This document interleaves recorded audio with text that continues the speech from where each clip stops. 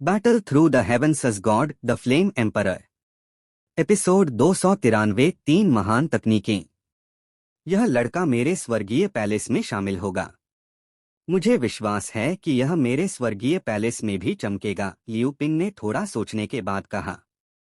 Xiao यान की अंक लूट प्रतियोगिता में प्रथम स्थान की प्रतिष्ठा और ट्विन गोस्ट एम्परर्स को मारने का भयानक साहस तो छोड़ ही दें। बस यही कि शियाओ यान प्रथम रैंक सम्राट का शिखर औषधिकार है। यह तीन डिप्टी हॉल मास्टर्स को उसकी ओर आकर्षित करता है। हालांकि यह शियाओ यान वर्तमान में केवल प्रथम रैंक सम्राट औषधिकार है, लेकिन उसकी भविष्य की उपलब्धियों के लिए यह काफी मूल्यवान है। आखिरकार इस शियाओ यान की भविष्य की उपलब्धियां असीमित हैं। उस समय को याद करें जब पिल वैली के वैली मास्टर शियाओ यान की उम्र में थे। उनकी उपलब्धियां शियाओ यान जितनी शक्तिशाली नहीं थीं। मेरा स्वर्गीय पैलेस वर्तमान में फेंशियांग पैविलियन के स्वर्ग, पृथ्वी और मानव के तीन हॉलों में सबसे अधिक ताकत और संसाधनों वाला स्थान है। मेरे स्वर्गीय पैलेस में शामिल होने से तुम्हारी प्रतिभा के साथ निश्चित रूप से तुम्हें लाभ होगा। हाँ, तुम क्या सोचते हो? लड़के लियू पिंग ने भी हंसते हुए कहा। जाहिर है कि वह पहले से ही शियाओ यान के प्रति अपनी कृपा दिखा चुका था। आखिरकार यह एक प्रतिभाशाली अंकुर है जिसे आसानी से छोड़ा नहीं जा सकता। लियू लाओगुई, बकवास मत करो। हालांकि यह सच है कि तुम्हारा स्वर्गीय पैलेस तीन पैलेसों में प्रथम है, लेकिन शियाओ यान किस पैलेस में शामिल होगा, यह उसे स्वतंत्र रूप से चुनने देना बेहतर है। तुमने स्पष्ट रूप से बहुत हस्तक्षेप किया है, जो नियमों के खिलाफ है, म्यू शूजी की आकृति ने भी धीरे से कहा। जाहिर है कि वह लियू पिंग से नहीं डरता था क्योंकि वह स्वर्गीय पैलेस का डिप्टी हॉल मास्टर था। हाँ, क्या यह हमारे स्वर्गीय पैलेस के लिए पहली पसंद नहीं है? भाई म्यू, चिंता मत करो। लियू पिंग भी म्यू शूजी के चरित्र को जानता था और वह ईमानदार था, इसलिए उसने परवाह नहीं की बल्कि कहा, यह बर्निंग इंसेंस पैविलियन स्वर्ग, पृथ्वी और मानव के तीन हॉलों में बंटा हुआ है। इनमें से स्वर्गीय पैलेस सबसे शक्तिशाली है। इस तरह की शक्ति का मतलब है कि हाल के वर्षों में स्वर्गीय पैलेस से कई शक्तिशाली लोग आए हैं, इसलिए इसने स्वर्गीय पैलेस की वर्चस्व की स्थापना की। हालांकि ये तीन हॉल फेंशियांग पैविलियन की सबसे शक्तिशाली ताकतें हैं। तीनों हॉलों में प्रत्येक हॉल में एक अद्वितीय युद्ध कौशल है। म्यू फेंग ने भी अपने आसपास के लोगों से धीरे से कहा। यह म्यू फेंग बहुत सारी बातें जानता प्रतीत होता है। शियाओ यान ने भी सिर हिलाया। जाहिर है यह म्यू फेंग बहुत विस्तृत बातें जानता था। अगर वह फेंशियांग पैविलियन के अंदर का व्यक्ति नहीं होता तो शायद ही कोई इतने विस्तार से जानता। स्वर्ग, पृथ्वी और मानव के तीन हॉल, इनमें से सबसे प्रसिद्ध तीन युद्ध कौशल हैं। इनमें से स्वर्गीय पैलेस का बर्निंग हेवन आर्ट सबसे प्रभुत्वशाली है और पृथ्वी पैलेस का रेकलेस हैंड सबसे शक्तिशाली है। जहां तक मानव पैलेस की बात है, म्यू फेंग भी बोलते बोलते रुक गया। मानव पैलेस को क्या हुआ? म्यू यिंगयिंग ने भी बड़े उत्साह से पूछा। मानव पैलेस में युद्ध कौशल सबसे अजीब है। यह एक रहस्यमय युद्ध कौशल है जिसे हेवन शिफ्टिंग रूलर कहा जाता है। ऐसा कहा जाता है कि जब से फेंशियांग पैविलियन की स्थापना हुई, इसे केवल दो लोगों ने बनाया है। मानव पैलेस में शामिल होने वाले अजनबी शिष्य सभी हेवन शिफ्टिंग रूलर के लिए दौड़ते हैं, लेकिन चाहे कितने ही स्वर्गीय अभिमानी शिष्य क्यों न हो, वे हेवन शिफ्टिंग रूलर को विकसित और साकार नहीं कर पाए। यही कारण है कि मानव पैलेस अंतिम स्थान पर है। म्यू फेंग ने भी धीरे से कहा। क्या यह हेवन शिफ्टिंग रूलर है? शियाओ यान ने भी बुदबुदाया, फिर सामने कम आवाज में चर्चा कर रहे तीन डिप्टी हॉल मास्टर्स को देखा और तुरंत अपने गुरु गोल्डन ड्रैगन किंग से पूछने की योजना बनाई। मास्टर, क्या मुझे वाकई उस मानव पैलेस में शामिल होना चाहिए? शियाओ यान भी असहाय था। यह देखा जा सकता था कि स्वर्ग, पृथ्वी और मानव के तीन हॉलों में वर्तमान में स्वर्गीय पैलेस सबसे प्रबल है। इसके बाद पृथ्वी पैलेस और मानव पैलेस अंतिम है। हाँ बिल्कुल, लेकिन इस मानव पैलेस के हाल के वर्षों में पतन को मत देखो। अपने चरम पर मानव पैलेस एक हॉल की शक्ति के आधार पर 9 सुपर संप्रदायों के खिलाफ लड़कर अजेय स्थिति में था। और मानव पैलेस में हेवन शिफ्टिंग रूलर एक काफी रहस्यमयी युद्ध विधि है। मुझे लगता है कि बर्निंग इंसेंस पैविलियन के मानव हॉल में डॉडी शिखर की ताकत वाला एक शक्तिशाली व्यक्ति हेवन शिफ्टिंग रूलर के आधार पर दो डॉ इमोर्टल्स से लड़ा और पूरी तरह से पीछे हट गया। इससे यह पर्याप्त रूप से हेवन शिफ्टिंग रूलर की भयावहता को समझाता है।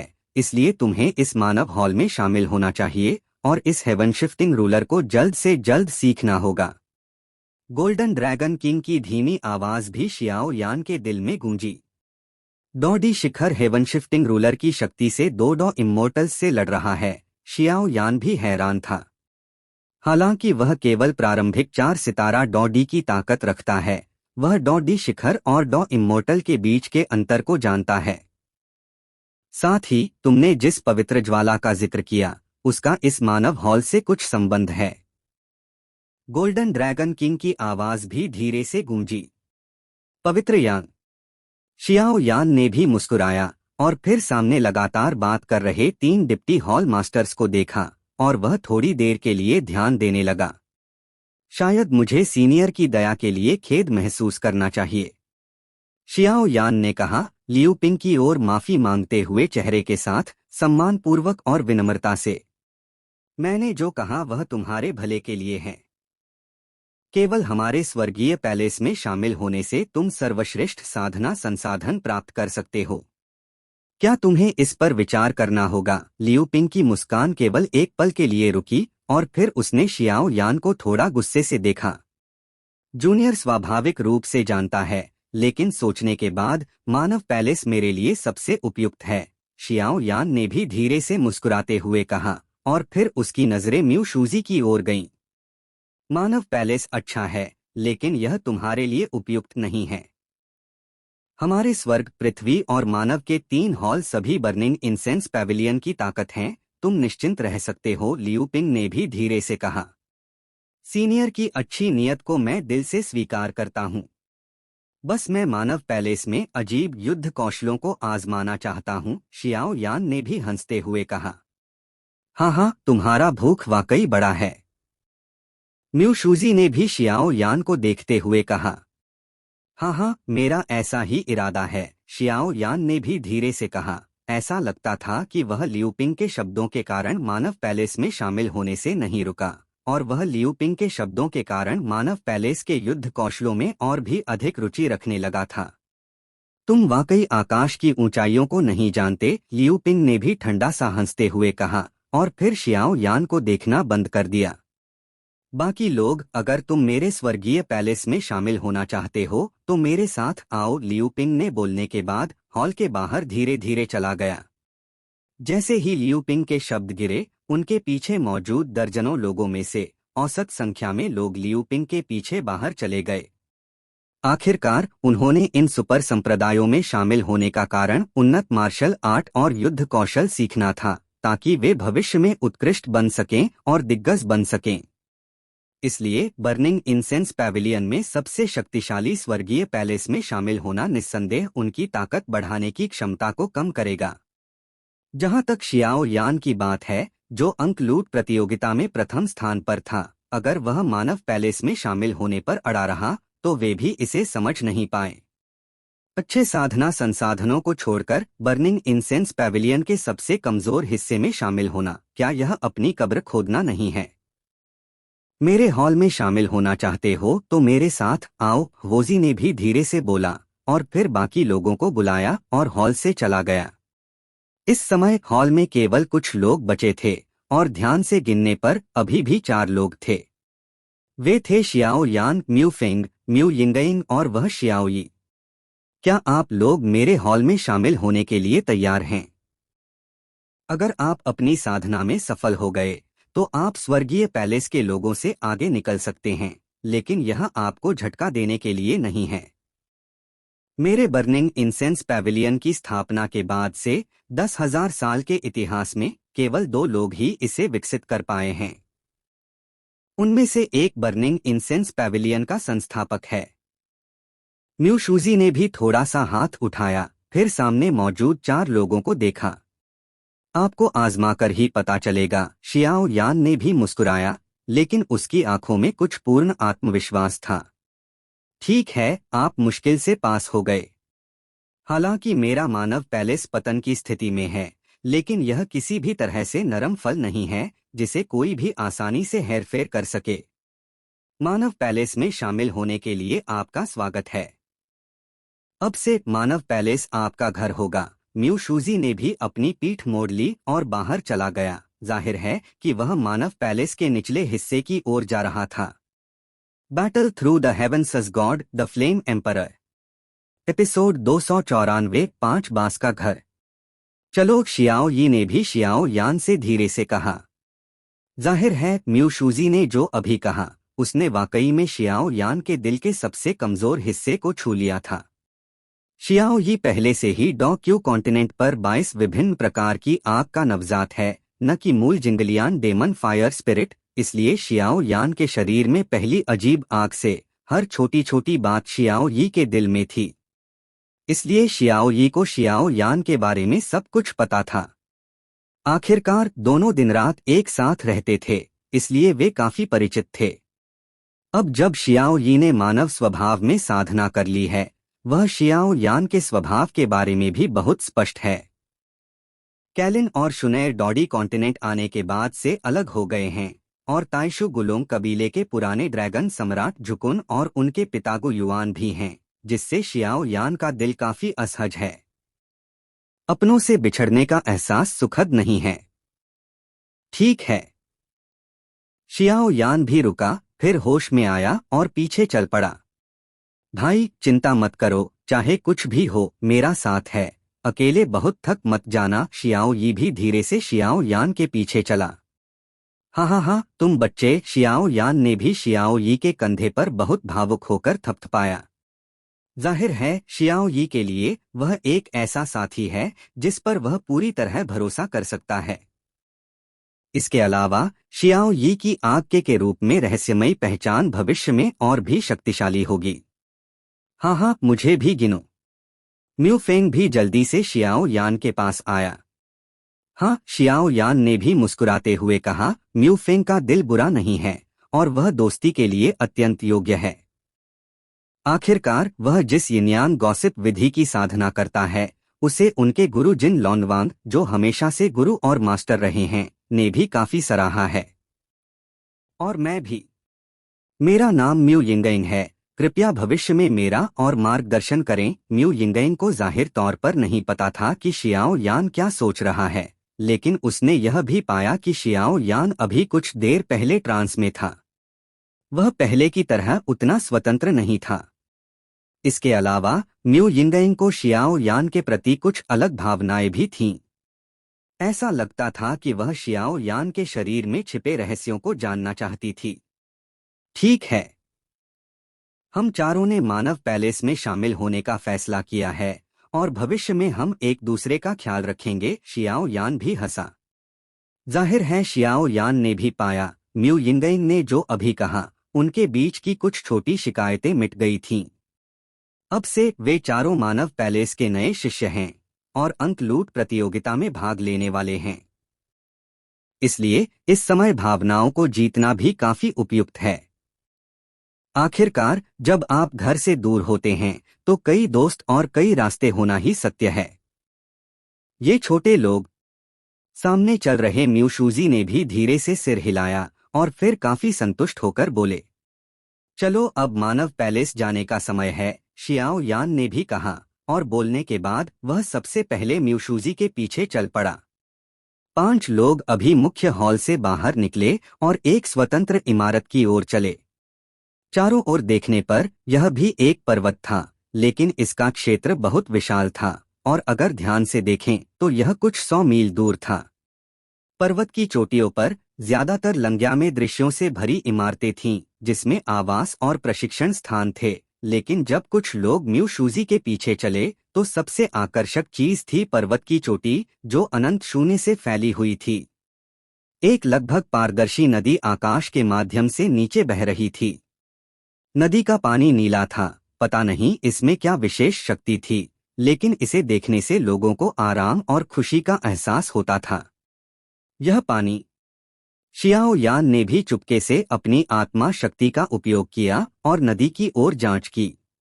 हालांकि जब शियाओ यान की विशाल आत्मा शक्ति ने नदी को छुआ तो एक आरामदायक एहसास उनके पूरे शरीर में फैल गया, जिससे शियाओ यान को एक अवर्णनीय आराम का अनुभव हुआ। यह क्या है, इतना अजीब? म्यू फेंग ने भी नीली झरने की रहस्यमयी नदी को खोजा और तुरंत सोच में पड़ गया। यह चीज। शियाओ यान के शरीर में गोल्डन ड्रैगन किंग की आवाज भी धीरे से प्रकट हुई। विश्वास नहीं होता कि इस बर्निंग इंसेंस पैविलियन में ऐसी भयानक चीज मौजूद है। उनके गुरु गोल्डन ड्रैगन किंग की आवाज धीरे से शियाओ यान के दिल में प्रकट हुई और फिर आवाज में गहरी हैरानी थी और वह शियाओ यान को घूर रहा था। मास्टर, यह क्या है? शियाओ यान ने भी अपने गुरु जिनलॉन किंग से अपने दिल में पूछा। हाँ, क्या तुमने सामने की नीली नदी देखी? उनके अपने गुरु गोल्डन ड्रैगन किंग ने भी हंसते हुए कहा। क्या यह नदी कुछ अलग है? शियाओ यान भी आश्चर्य में पड़ गया। हाँ, इस नदी में कुछ रहस्यमयी शक्तियां हैं। उनके अपने गुरु गोल्डन ड्रैगन किंग ने भी काफी ईर्ष्या के साथ कहा। क्या शक्ति? शियाओ यान भी हैरान था। कल तुमसे बात करेंगे, आज अच्छे से आराम करो। गोल्डन ड्रैगन किंग ने भी देखा कि शियाओ यान थोड़ा थक गया था और फिर कहा, इस लड़के की नजरें वाकई तेज हैं। म्यू शूजी भी काफी हैरान था जब उसने देखा कि शियाओ यान और अन्य लोग आकाश के पास नीली नदी को देख रहे थे। लेकिन इसमें कोई आश्चर्य नहीं, आखिरकार यह नदी भी काफी आकर्षक है। क्या इसे नजरअंदाज किया जा सकता है? यहाँ आ गए। अब से यह आपका घर होगा। मुझे विश्वास है कि चयन में भाग लेने और यात्रा करने से आप थक गए होंगे। आज आराम करें। बाकी चीजों के बारे में मैं कल सुबह विस्तार से बताऊंगा। म्यू शूजी ने शियाओ यान और अन्य लोगों को एक स्वतंत्र आंगन में ले जाकर धीरे से बोला। यह कहने के बाद वह भी यहाँ से चला गया। शियाओ यान और अन्य लोग भी एक दूसरे को हैरानी से देखने लगे। उन्हें कभी उम्मीद नहीं थी कि म्यू शूजी इतना अच्छा बोलने वाला होगा। हालांकि कोई भी रुका नहीं और आंगन की ओर चल पड़ा। चूंकि यह अब से बर्निंग इंसेंस पैविलियन में उनका निवास है, इसलिए उन्हें पहले पर्यावरण से परिचित होना चाहिए। आंगन बड़ा नहीं है, लेकिन यह बहुत साफ और सादा है। यह देखा जा सकता है कि इस पैलेस के लोग बहुत प्यार करने वाले हैं। जैसे ही वे छोटे दरवाजे से अंदर गए, उन्होंने पाया कि आंगन में एक पत्थर का मंच था। मंच पर कुछ चाय के प्याले और चाय थी। जाहिर है इसे किसी ने जानबूझकर यहाँ रखा था। पत्थर के मंच के पास एक संध्या की खुशबू थी जो एक आकर्षक सुगंध छोड़ रही थी। हाँ, इधर आओ और एक कप चाय पी लो। शियाओ यान भी सबसे पहले वहां गया, चाय डाली, कुछ लोगों को बुलाया और फिर धीरे से एक घूंट लिया। अच्छी चाय, म्यू फेंग ने भी चाय चखने के बाद कहा। ऐसा लगता है कि यह हमारा भविष्य का निवास है। म्यू फेंग ने भी इसे देखा और काफी संतुष्ट होकर बोला। म्यू फेंग महसूस कर सकता था कि हालांकि यह आंगन बड़ा नहीं है, इसमें सम्राट की ऊर्जा बहुत विशाल है जो बाहरी दुनिया से कई गुना अधिक है। यहाँ हमेशा रहने से साधना की गति को सूक्ष्म रूप से तेज किया जा सकता है। 5 लोगों में 3 पुरुष थे और म्यू यिंगइंग और लूडी भी एक दूसरे का हाथ कसकर पकड़े हुए थे। हम निवास को कैसे बांटेंगे? म्यू यिंगइंग ने भी अपने होंठ हल्के से काटे और थोड़ा बोलते हुए कहा। जाहिर है उनके सामने के निवास एक दूसरे से स्वतंत्र थे, लेकिन कौन कहाँ रहेगा, यह एक और सवाल था। यह आसान है, आप महिलाएं हैं, स्वाभाविक रूप से आपको पहले चुनना चाहिए। म्यू फेंग ने भी धीरे से कहा। ठीक है। म्यू यिंगइंग और लूडी ने भी शियाओ यान और शियाओ यी को देखा और फिर आंगन में एक लकड़ी के घर की ओर चले। ऐसा लगता है कि यह जगह न बड़ी है न छोटी, ठीक 5 अलग अलग कमरे हैं। शियाओ यान की आत्मा शक्ति ने भी शियाओ यान को बताया। जब म्यू यिंगइंग और लूडी लकड़ी के घर में गए, शियाओ यान ने भी पत्थर के मंच पर कुछ छोटे अक्षर देखे। 5 बास निवास। क्या यही जगह है? शियाओ यान ने भी रुचि के साथ पूछा। Please like and subscribe to Novel Reader YT.